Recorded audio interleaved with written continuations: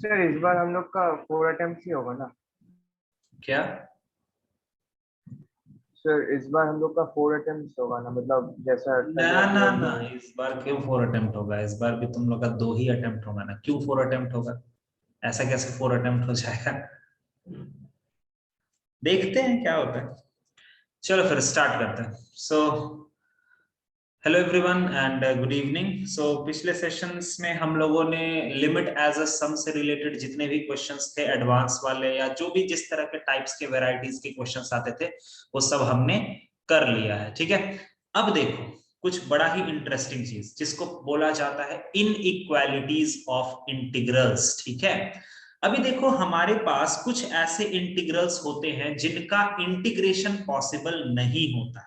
ठीक है, ऐसा कोई जरूरी नहीं है कि तुम्हें जो भी इंटीग्रेशन दिए होंगे उन सभी का इंटीग्रेशन होगा ही नहीं।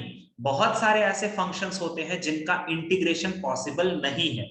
अब तुम पूछोगे सर ऐसा क्यों होता है? तो ऐसा पहले जमाने में बहुत सारे एक्सपेरिमेंट्स, बहुत सारी चीजों को करने के बाद ये रिजल्ट मिला है कि ऐसा चीज का इन फंक्शंस का इंटीग्रेशन कभी भी पॉसिबल नहीं हो सकता। क्यों? क्योंकि ऐसा कोई फंक्शन ही एग्जिस्ट नहीं करता है, ऐसा कोई फंक्शन ही एग्जिस्ट नहीं करता जिसका डिफरेंशिएशन ये फंक्शन होगा। तो पहले वो फंक्शंस थोड़ा ना तुम लिख लो, ताकि कभी भी अगर तुम्हारे सामने वो फंक्शंस आए तो तुम घबराओ ना और तुम समझ पाओ। तो कुछ ऐसे इंटीग्रल्स होते हैं, some integrals which can not be found. कुछ ऐसे इंटीग्रल्स होते हैं जिनका वैल्यू फाइंड आउट करना पॉसिबल नहीं होता है। ठीक है, उसमें कुछ कुछ बहुत जरूरी होता है, वो लिख लो। साइन एक्स बाई एक्स का इंटीग्रल हम नहीं फाइंड आउट कर सकते। क्यों नहीं फाइंड आउट कर सकते? एक तो पहला रीजन ये है कि पहले जमाने में जितने भी लोग थे सबने ये करके देख लिया है, कभी भी कुछ नहीं मिला। और दूसरा ये होता है कि ऐसा कोई फंक्शन एग्जिस्ट नहीं करता है जिसका डिफरेंशिएशन होगा साइन एक्स बाई एक्स। ठीक है, ऐसा कोई भी फंक्शन एग्जिस्ट नहीं करता। ठीक है, तो 1 हो गया। दूसरा हमारा क्या होता है? दूसरा हमारा होता है integration of cos x by x हो गया। तीसरा हमारा होता है integration of root sine x, ऐसा टाइप का इंटीग्रेशन। चौथा होता है integration of sine x square का इंटीग्रेशन, साइन एक्स का होल स्क्वायर नहीं, साइन एक्स स्क्वायर। पांचवा होता है integration of cos x square. ठीक है, सिक्स्थ होता है x tan x का इंटीग्रेशन। सेवेंथ हमारा e का पावर माइनस एक्स स्क्वायर का इंटीग्रेशन। एट्थ हमारा होता है e का पावर एक्स स्क्वायर का इंटीग्रेशन। ये सभी चीजों का इंटीग्रेशन कभी भी नहीं मिल सकता है। ठीक है, उसके बाद होता है 1/ln x का इंटीग्रेशन नहीं मिल सकता हम लोगों को। उसके बाद हमें हमारे पास होता है x³ अपॉन 1+x का पावर 5, इसका इंटीग्रेशन नहीं मिल सकता। तो ये कुछ ऐसे फंक्शंस होते हैं जिनका इंटीग्रेशन हमें नहीं मिलता, या हमें मतलब इंटीग्रेशन एग्जिस्ट करता ही नहीं है इनका। और इसमें जो सबसे जरूरी चीज होता है ना, वो ये सब है जिसपे मैं टिक लगा रहा हूं, वो एकदम दिमाग में रट के रखना। ये वाला बहुत जरूरी, बहुत फ्रीक्वेंटली यूज होता है, ये वाला भी बहुत बार देखने को मिलता है। ठीक है, और एक साइन एक्स स्क्वायर और कॉस एक्स स्क्वायर, ये जितने भी इंटीग्रल्स पर मैंने रेड मार्क लगाया है ना, वो बड़े जरूरी होते हैं क्योंकि उनका इंटीग्रेशन पॉसिबल नहीं होता। ठीक है, बाकी सब तो दिमाग में अगर बैठता है तो बहुत अच्छी बात है, नहीं तो ये चार तो तुम्हें एकदम फोटो खींच के रखना ही चाहिए अपने दिमाग में कि हाँ सर ने कुछ बोला था कि अगर इसका इंटीग्रेशन आता तो ये एग्जिस्ट नहीं करता। ठीक है, तो अब मेरी बात सुनो। अब मान लो कि कुछ ऐसे इंटीग्रल्स हैं जिनका इंटीग्रेशन पॉसिबल नहीं है, तो उनके इंटीग्रेशन को हम फाइंड आउट नहीं करते हैं, उनके इंटीग्रेशन का रेंज फाइंड आउट करते हैं, मतलब मिनिमम एक अप्रोक्सीमेट वैल्यू फाइंड आउट करते हैं। ठीक है, हम कभी भी उसका इंटीग्रेशन फाइंड आउट नहीं करने चाहेंगे। देखो जिसका इंटीग्रेशन मिलेगा उसका तो एग्जैक्ट वैल्यू हमें पता चल जाएगा, हम उसको इंटीग्रेट कर लेंगे, एग्जैक्ट वैल्यू निकाल लेंगे।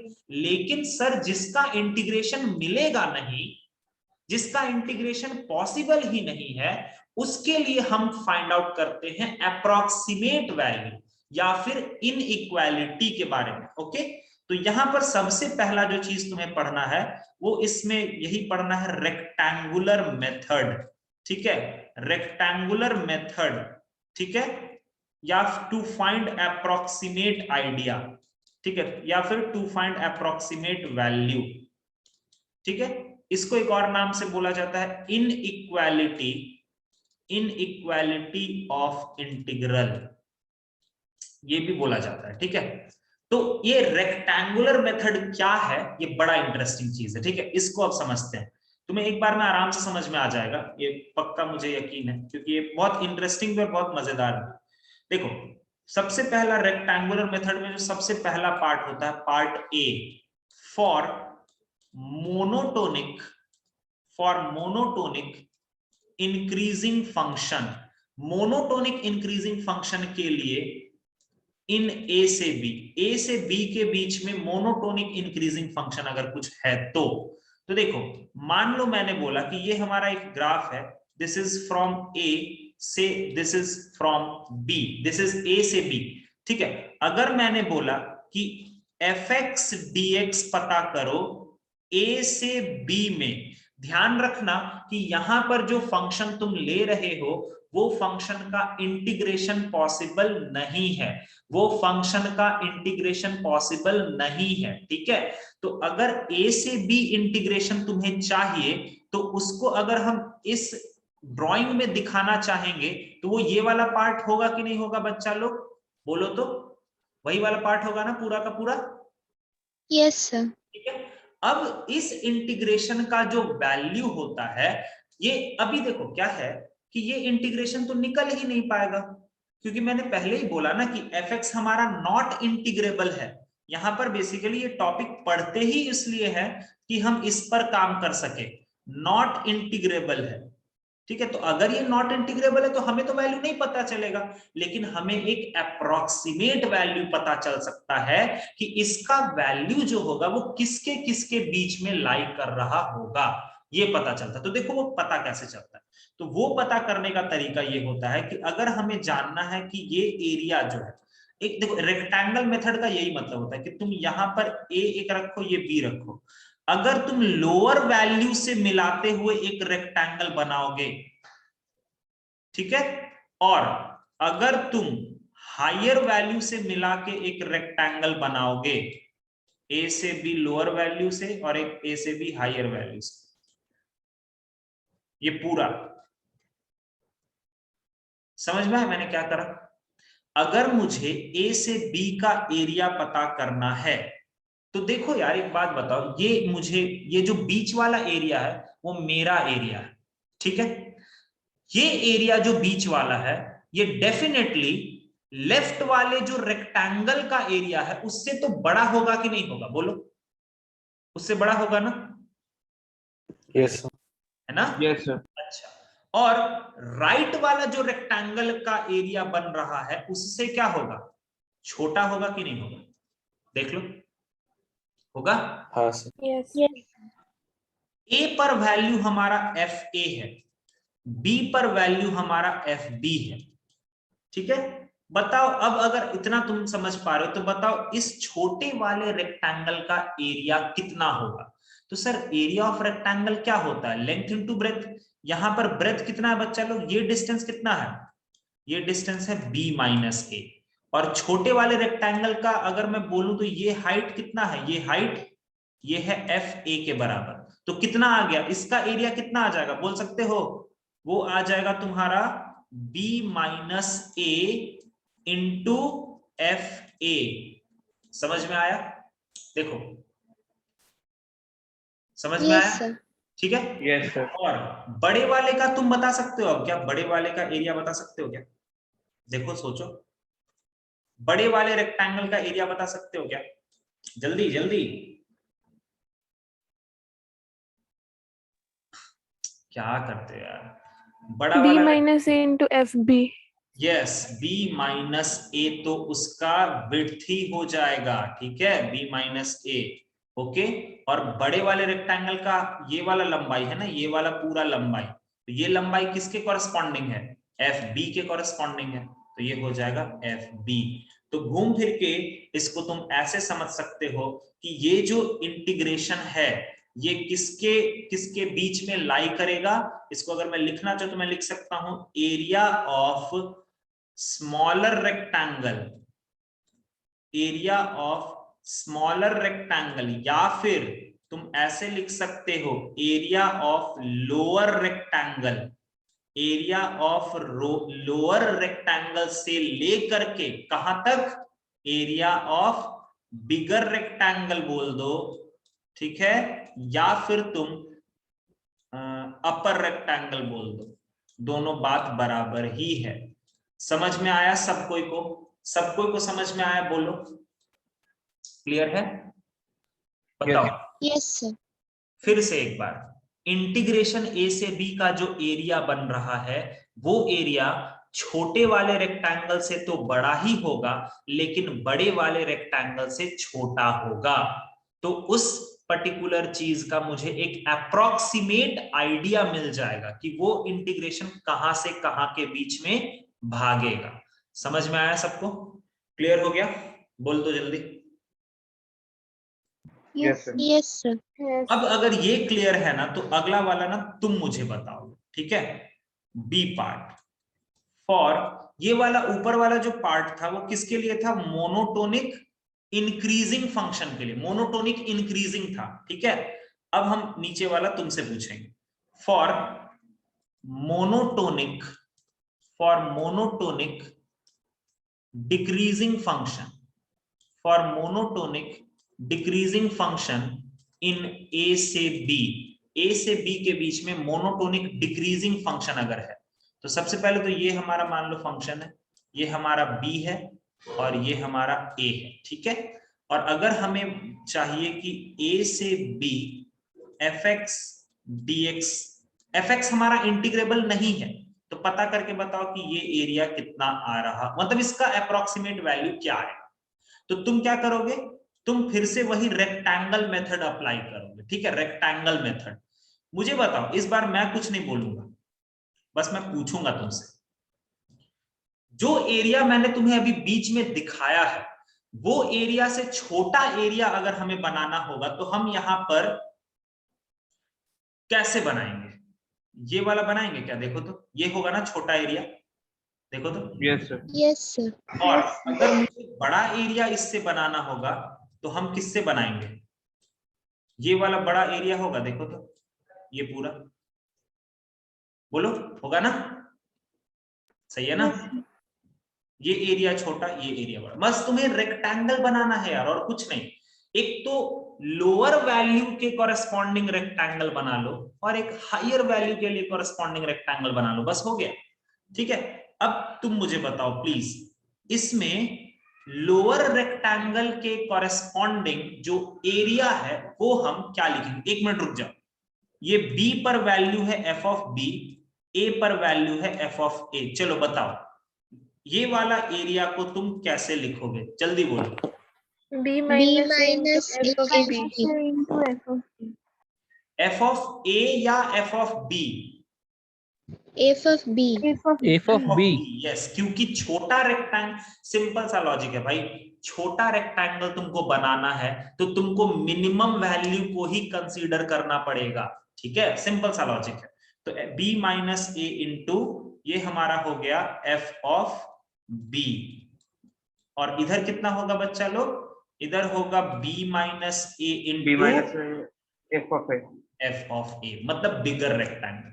एकदम सेम, कोई रटने वाली चीज नहीं है, दिमाग वाला चीज है। सर किसी चीज का एरिया हमें पता करना किसके किसके बीच में होगा, तो भैया उसका मिनिमम एरिया देख लो, मिनिमम रेक्टेंगल जो बनता है ना वो एरिया देख लो, मैक्सिमम रेक्टेंगल जो बनता है वो एरिया देख लो, बात खत्म हो गया।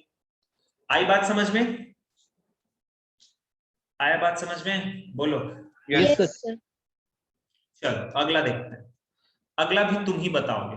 सी part, for non-monotonic function, for non-monotonic function in A से B। अब हमारा फंक्शन A से B के बीच में नॉन मोनोटोनिक है।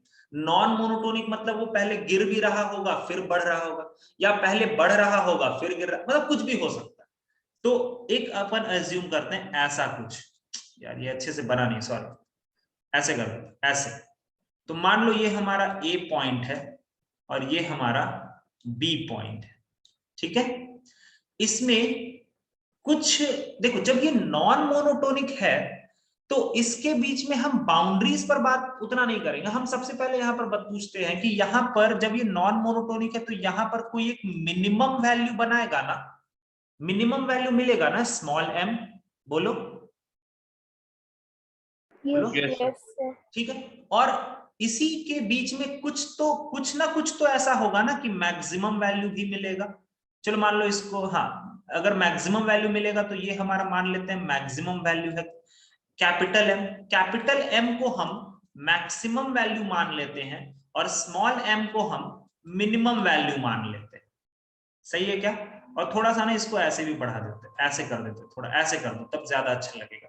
और ये जो B वाला लाइन है ना, इसको थोड़ा सा ना उधर और खिसका देते हैं। रुक जाओ एक मिनट, तब थोड़ा मजा आएगा इसको समझने।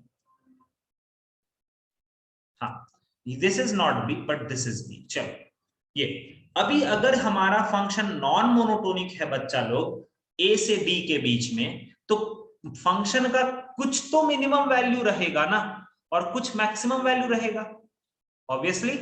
बोलो Yes, sir. ठीक है। तो मैंने मैक्सिमम वैल्यू को कैपिटल M बोला और मिनिमम वैल्यू को स्मॉल m बोला। अब फिर से वही बात, अगर मैंने तुमसे पूछा कि fx dx A से B के बीच में बताओ कितना होगा, तो तुम बोलोगे सर रुकिए अभी आपको हम बताते हैं। सबसे पहले हम इसमें दो ट्रायंगल, दो और ड्राइंग नहीं बनाएंगे, इसी में हम कर देते हैं। सबसे पहले तुम बोलोगे मिनिमम एरिया वाला रेक्टेंगल बनाते हैं। तो बताओ स्मॉलर रेक्टेंगल तुम किसके कॉरेस्पॉन्डिंग बनाओगे, कौन से वैल्यू के कॉरेस्पॉन्डिंग, मिनिमम वैल्यू के कॉरेस्पॉन्डिंग या मैक्सिमम वैल्यू के कॉरेस्पॉन्डिंग? Minimum value. मिनिमम। तो यहां से बनेगा ना, ये देखो यही तो तुम्हारा होगा ना मिनिमम एरिया। बोलो, मतलब इस इंटीग्रेशन का वैल्यू मिनिमम इतना तो हो ही सकता है, मिनिमम। अच्छा बताओ इसका वैल्यू क्या लिखेंगे? इसका लिखेंगे b माइनस a इंटू क्या लिखेंगे? Small m। समझ में आया? बोलो, क्लियर है? Yes, sir. और अगर मैंने बोला यार कि मैक्सिमम एरिया कहां से मिलेगा, तो सर वो हमको यहां से मिलेगा, यहां से। दिख रहा है आपको? दिख रहा है ना? ये पूरा ही मैक्सिमम एरिया हो जाएगा। तो बताओ मैक्सिमम एरिया कितना हो जाएगा? ये हो जाएगा b minus a into capital M। कोई रटने जैसी चीज नहीं है, सिर्फ लॉजिकल चीज है, वो तुम खुद भी समझ सकते हो।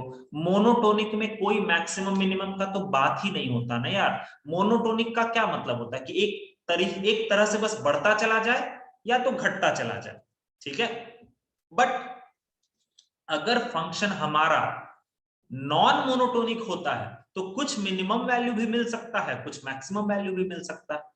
तो तुम्हें बस ये ध्यान रखना है कि हर एक इंटीग्रेशन को तुम अगर इनइक्वालिटी सेट करना है तो तुम उसके लिए हमेशा रेक्टेंगल मेथड का यूज करके कर सकते हो। समझ में आया?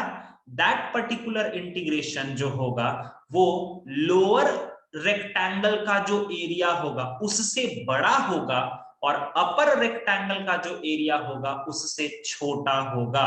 समझ में आया सबको? आई बात समझ में? ठीक है, Yes, sir. चलो उसके बाद एक और चीज देख लेते, एक और प्रॉपर्टी देखो, और फिर उसके बाद एक लास्ट, और फिर उसके बाद ये भी पार्ट खत्म हो जाएगा, क्वेश्चंस बस बच जाएंगे। अभी देखो जैसे इंटीग्रेशन ऑफ a से b fx dx, इस इंटीग्रेशन का मॉड ये जो होगा ये less than equal to a से b fx का मॉड और dx होगा, ठीक है। ये एक अच्छा प्रॉपर्टी होता है। देखो इसको मैं अपने स्टाइल से तुम्हें समझाता हूं। देखो a से b का इंटीग्रेशन करना, मान लो हमारा फंक्शन कुछ ऐसा है, ठीक है।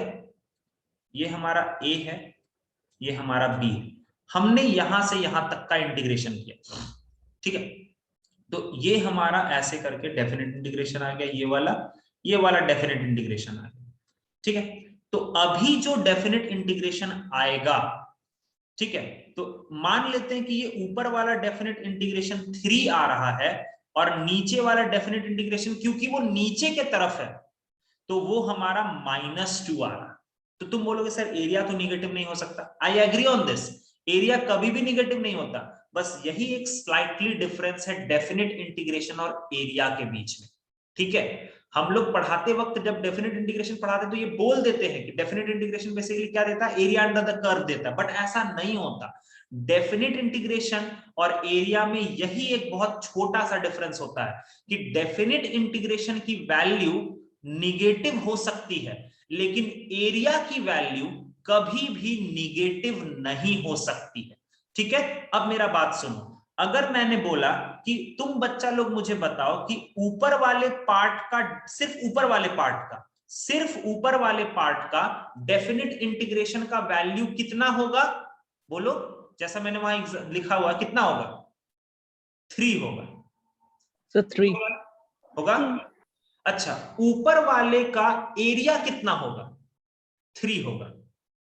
3 होगा, दोनों चीजें Yes. सेम है। Yes. ठीक है, अब मेरा बात ध्यान से सुनना, नीचे वाले का डेफिनेट इंटीग्रेशन क्या होगा, -2. -2. लेकिन नीचे वाले का एरिया कितना होगा, 2। 2. ये फर्क होता है। ठीक है, डेफिनेट इंटीग्रेशन और एरिया में बस ये एक छोटा सा फर्क होता है। ठीक है, कि एरिया कभी भी निगेटिव नहीं हो सकता, कभी नहीं, लेकिन डेफिनेट इंटीग्रेशन निगेटिव हो सकता है। एरिया कभी भी 0 नहीं हो सकता, लेकिन डेफिनेट इंटीग्रेशन 0 हो सकता है। ठीक है, तो चलो हम वापस इसमें आते हैं। अगर मैंने बोला कि a से b के बीच का पूरा डेफिनेट इंटीग्रेशन बताओ, तो अगर तुम इस चीज को देखोगे तो कितना होगा बच्चा लोग, डेफिनेट इंटीग्रेशन 3 - 2 तो 1 के बराबर होगा। होगा कि नहीं होगा, सही है ना, बोलो। Yes. अब Yes. इसका जरा सा मॉड लो, तो अभी इधर RHS की तरफ क्या है, मॉड्यूलस ऑफ fx है ना, तो मॉड्यूलस ऑफ fx तो तुमने सीख रखा है कि किसी भी चीज का मॉड्यूलस अगर हम लेते हैं सर, तो वो ग्राफ क्या होता है, ऊपर की तरफ पलट जाता है। यही होता है ना बच्चा लोग, बोलो। Yes, sir. Yes, sir. तो अगर मैं बगल से देखूं तो इसका तो एरिया 3 ही रहेगा, लेकिन जब हम इस पर मॉड लगा देंगे तो इसका एरिया -2 के, या फिर इसका एरिया क्यों मैं बोल रहा हूं, मैं डेफिनेट इंटीग्रेशन बोलूंगा ना, इसका डेफिनेट इंटीग्रेशन 3 रहेगा और इस वाले पार्ट का डेफिनेट इंटीग्रेशन क्या हो जाएगा, 2 हो जाएगा। तब बताओ तो टोटल डेफिनेट इंटीग्रेशन कितना हो जाएगा, 5 होगा क्या, 5. आया है ना।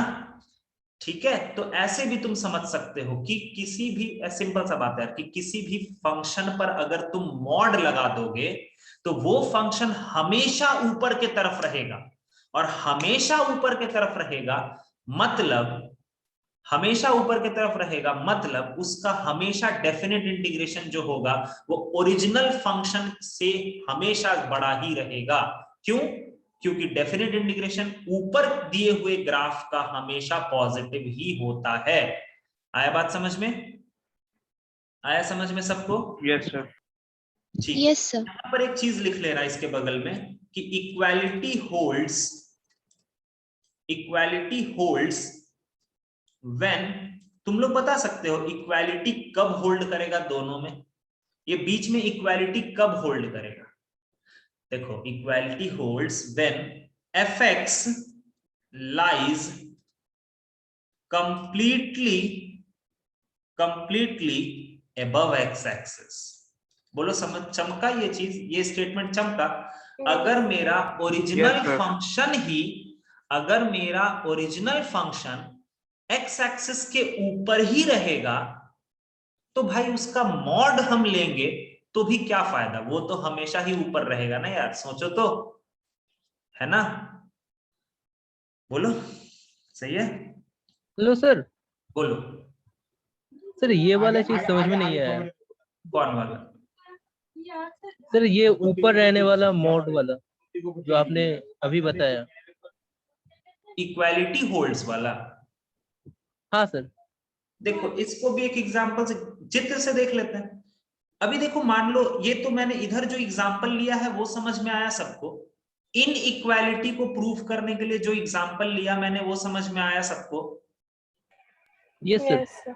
डेफिनेट इंटीग्रेशन नीचे था ना, तो वो ऑब्वियसली काटेगा ना यार। अगर मान लो कोई भी ग्राफ का डेफिनेट इंटीग्रेशन नीचे की तरफ आ रहा है, तो वो ऊपर के कुछ पार्ट से तो माइनस कर देगा ना उसको, तो वो ऑब्वियसली कम हो जाएगा। ठीक है, अच्छा चलो मान लो मैंने इस वाले स्टेटमेंट को जस्टिफाई करने के लिए मैं क्या करता हूं, एक ऐसा ग्राफ लेता हूं। मान लो मेरा ग्राफ है ऐसे करके ऐसा, और ये हमारा ए से बी है। अभी बताओ इसका डेफिनेट इंटीग्रेशन ये पूरा होगा कि नहीं होगा? ये fx का बात कर रहा हूं मैं, fx का बात कर रहा हूं, बोलो उतना होगा ना? सही है क्या? Yes sir. और अगर मैं तुमको बोलता हूं कि तुम इसका मॉड fx का ग्राफ बनाओ तो कितना आएगा? तो तुम बोलोगे सर क्या बेवकूफी जैसा बात कर रहे हो, पूरा का पूरा ग्राफ तो ऊपर के तरफ है, तो फिर मॉड fx क्या बनेगा? यही चीज बनेगा ना भाई, थोड़ी ना कुछ और बनेगा।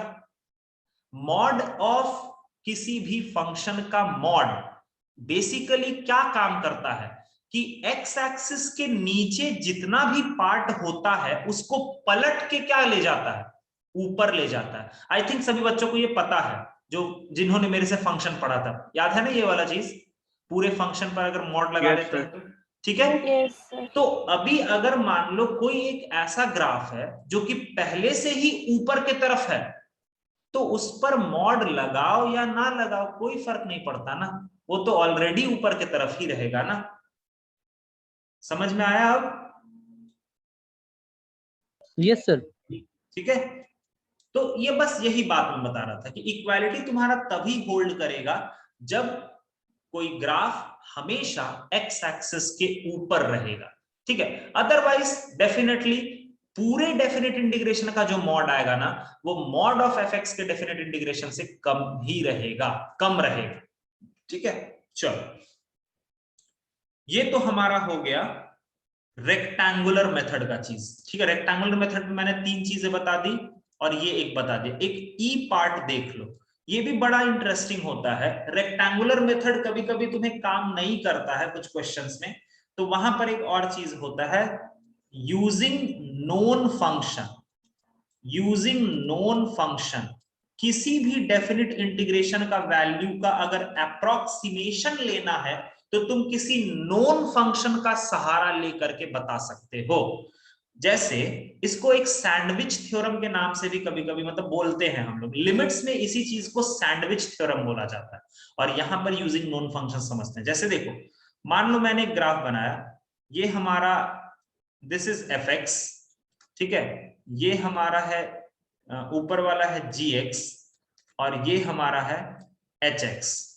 अब ये पक्की बात है कि fx जो ग्राफ है ना वो नॉट इंटीग्रेबल है। fx जो है फंक्शन, उसका इंटीग्रेशन पॉसिबल नहीं है, लेकिन gx का इंटीग्रेशन पॉसिबल है और hx का इंटीग्रेशन पॉसिबल है। और a से b के बीच में हमें बताना है, क्या हो रहा है यार, और a से b के बीच में हमें बताना है कि fx कहां से कहां भागेगा। सबसे पहले ये सब लोग समझ लो कि fx हमारा नॉट इंटीग्रेबल है। fx इज नॉट इंटीग्रेबल, ठीक है। gx और hx जो है वो हमारा इंटीग्रेबल है। तो इट्स वेरी सिंपल कि अगर हमें डेफिनिट इंटीग्रेशन का वैल्यू बताना, अगर हमें पता करना है कि डेफिनिट इंटीग्रेशन a से b fx dx क्या होगा, तो तुम्हें ये समझ में आ रहा है कि ये fx dx का मतलब है, fx का मतलब है ये पूरा एरिया। fx dx का मतलब यही होता है ना बच्चा लोग, ये पूरा एरिया होगा ना, बोलो होगा कि नहीं होगा? Yes, sir. अब ये जो एरिया होगा बच्चा लोग, ये इस वाले एरिया से बड़ा होगा जिसको मैं येलो से पेंट कर रहा हूं, देखो तो।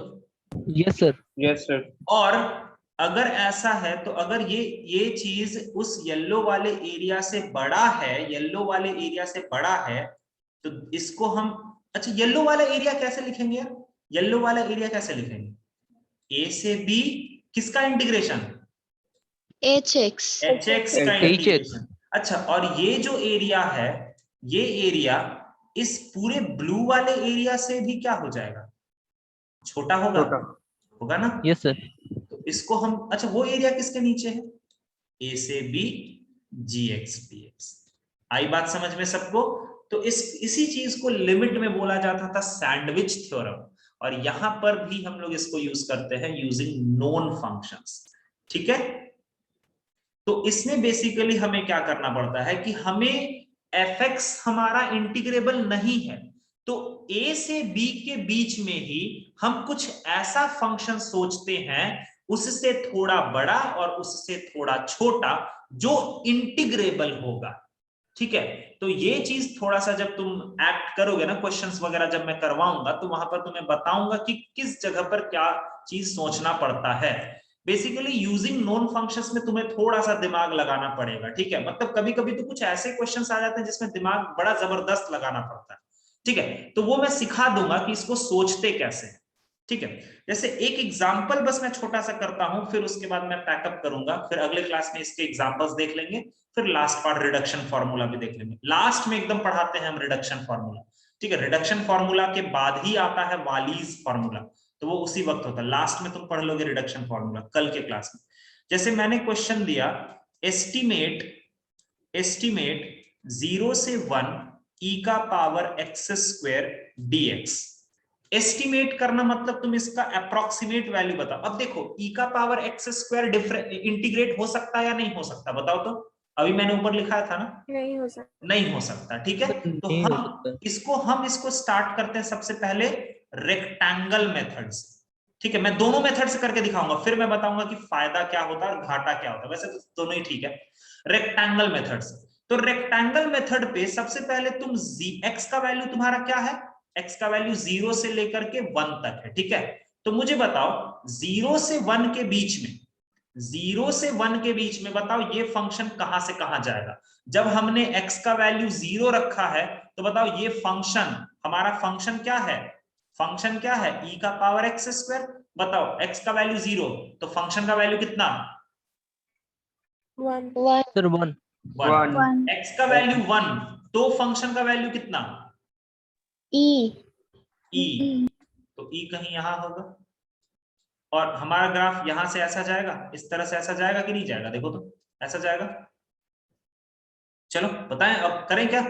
तो तुम मुझे बताओ कि अगर मैंने तुम्हें बोला कि यार तुम मुझे 0 से 1 e का पावर x स्क्वायर dx के बारे में बताओ कि ये किससे बड़ा होगा और किससे छोटा होगा, तो तुम्हें ये दिख रहा है छोटा रेक्टेंगल दिखा तुम लोगों को, ये वाला, तुम्हें यहां से यहां चेक करना है ना यार, तो छोटा रेक्टेंगल दिखा क्या, बोलो।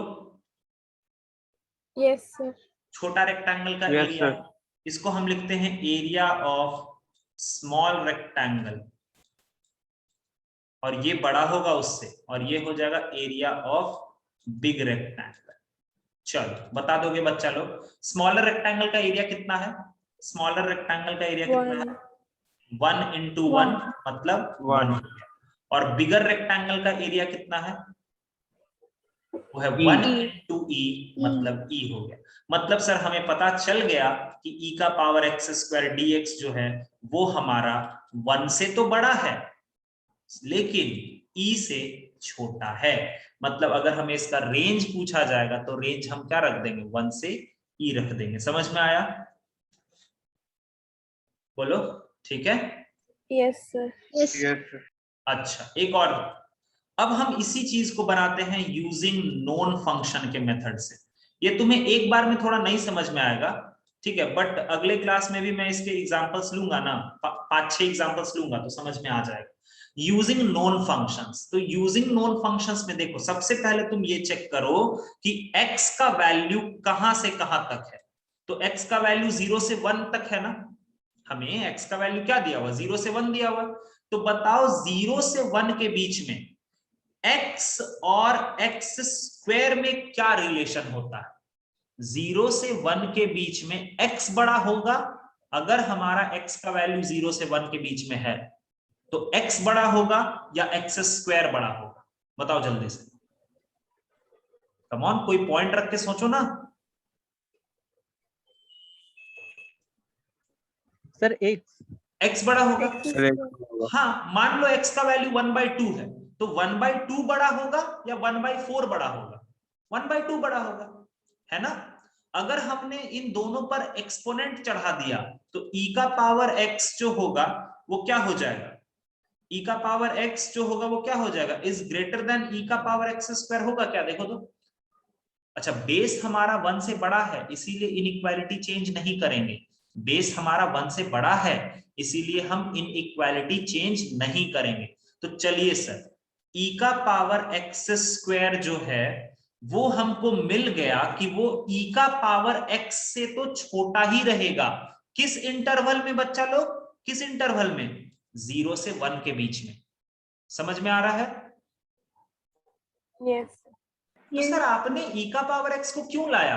अरे बच्चा लोग इसलिए लाया क्योंकि इसमें हमें e का पावर x का इंटीग्रेशन पता है। मैंने बोला था ना कि उसको दो ऐसे इंटीग्रेशन में लिखो जिसका इंटीग्रेशन पता है। और एक बात बच्चा लोग, ये ग्राफ को तुम्हें देख करके क्या लगता है कि ये वैल्यू हमेशा 1 से तो बड़ी रहेगी कि नहीं रहेगी, बोलो तो। ये ग्राफ 1 वाले लाइन से तो ऊपर ही है ना, बोलो। Yes sir. अब हम इसको क्या कर देंगे, अब तुम इसको 0 से 1 में इंटीग्रेट कर दो, 0 से 1 में इंटीग्रेट कर दो और 0 से 1 में इंटीग्रेट कर दो। तो जब इधर वाले को इंटीग्रेट करोगे तो ये हो जाएगा 1, मतलब इधर तो 1 आ जाएगा, इज लेस देन 0 से 1 e का power x square is less than e का पावर e रहेगा, e रहेगा। आई बात समझ में? आया क्या समझ में सबको? सॉरी, e का पावर x रहेगा, हाँ